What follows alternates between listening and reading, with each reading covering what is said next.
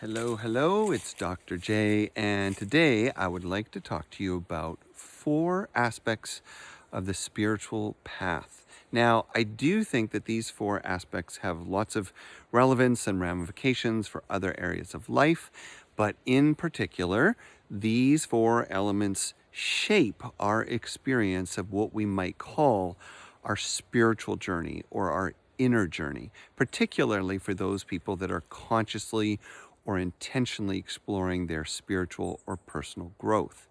Now, the reason why it's important to know these 4 elements is because if you don't, you will have a tendency to either judge the elements that you are not aware of, or overlook the elements that you are not aware of, or for that matter, not even really reflectively consider the element you're most attracted to. So let's break it down and then review them one after the other. The 4 elements of the spiritual path are the worldview or mindset, the practices, the experiences, and grace. Now, of course, there are other things that go into a spiritual practice like community and the history of the tradition and all that kind of stuff. But when we go into the details of these 4 things, you'll understand why they set the basic foundation for how you're experiencing your spiritual life and how you're relating to the spiritual insights and opportunities that involve other people. Okay. So number 1, we have the area of the mind, okay? So mental, emotional, physical, spiritual. In the area of the mental, we have worldview or mindset.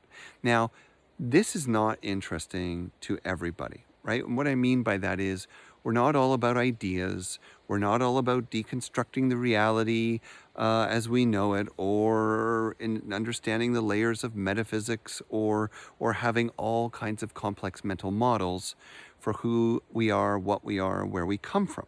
However, there are many people who are jazzed by that. So these are more mind types, or at least they recognize the importance of knowing your beliefs, knowing your stories, and being thorough about that so that you take that exploration all the way to how you understand where we come from, how you understand where we're going, how you understand your context, and who and what you are.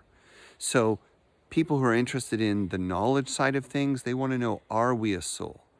What is a soul? What are the dimensions of the soul? What are these dimensions made of? How do they interact with the souls of others, right? It's an example of a highly thought-oriented or mindset, worldview approach to spirituality. Now, if you're not interested in this, that's okay, but don't leave this unexamined, because your assumptions about who and what we are, where we come from, where we're going, they shape how you make sense of the practices and experiences that follow. So that's area 1. Know your worldview. Number 2, practices. This is the doing side of the spiritual journey. This is your yoga, meditation, going to church, going to synagogue, singing in a choir, going to a sweat lodge.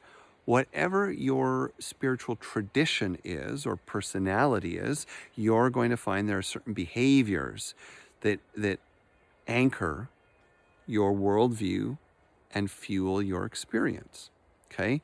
So if you don't have a practice and you're all caught up in study, think, well, then it's unlikely you're going to have the range and variety and depth of experiences that you might hope. I'm not saying you're not going to have any, because the intellectual path can be quite powerful, but it's incomplete by itself.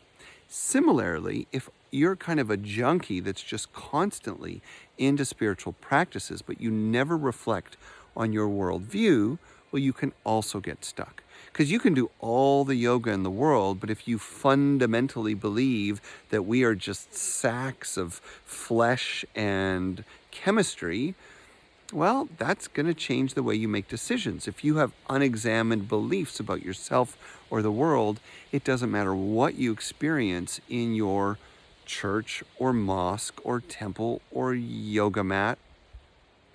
or whatever it is, right? I'm just trying to give examples. You're still going to limit what you do with that practice with an unexamined worldview. Okay, we have worldview, we have practices. The second thing is experience. Experience gets its own category, and that kind of falls into the emotional side of the mental, emotional, physical, spiritual, human. Experience means that when we study, when we do practices, we have in the moment real life experiences. These experiences are essential to informing and feeding the spiritual path. They help us understand what practices are for us. They help us understand the worldview and often move spiritual beliefs into spiritual knowing. However, some of us can become experience junkies. And there's a problem there, because if you always need your spiritual life to be filled with bizarre and exotic and super informative and inspiring experiences, well, you can get stuck as well. Because maybe your practice isn't getting you there, and the right thing to do might be to continue with the practice. But if we're too oriented around experience, we may always jump from practice to practice to practice, or we may seek things that are more extreme to alter our consciousness rather than doing the deeper work of cultivating a practice and understanding our worldview. So be sure that driving towards experience is important in your spiritual life, that experience is attended to and reflected on in your spiritual life, but remember, it doesn't exist in isolation. The final piece of the 4 elements of the spiritual journey is grace. Now, grace is kind of a modern Western Judeo-Christian word, but grace stands as a universal phenomena. And what it means is that no matter what your worldview, no matter what your practice, and no matter what you're experiencing and how these things swim together, a huge piece of your journey is just out of your hands. And that's what I call grace. It's the influence of the universe itself, of spirit itself, of others and consciousness. It's the magic that you can't control. So you can do all the work, and then at some point you have to let go.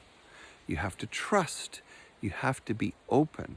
And if nothing else, understand that the spiritual journey is not about control, and that you aren't the only force or factor involved. Some would say when we really learn to surrender or let go, to hold a worldview with openness, to do our practices diligently but without attachment, and to embrace our experiences but without ego or comparison, that's really when grace shows up. And then we are then in the flow of life with life. As a parting thought, there are many people out there who will say that life is happening to me. And a lot of spiritual teachers and psychologists today will say, no, life is happening for you. And that means we can learn from everything. But I'd like to close by saying, when you bring these 4 elements together and welcome grace along for the ride, then life happens through you. Well, that's all for now. I'll see you soon. Bye.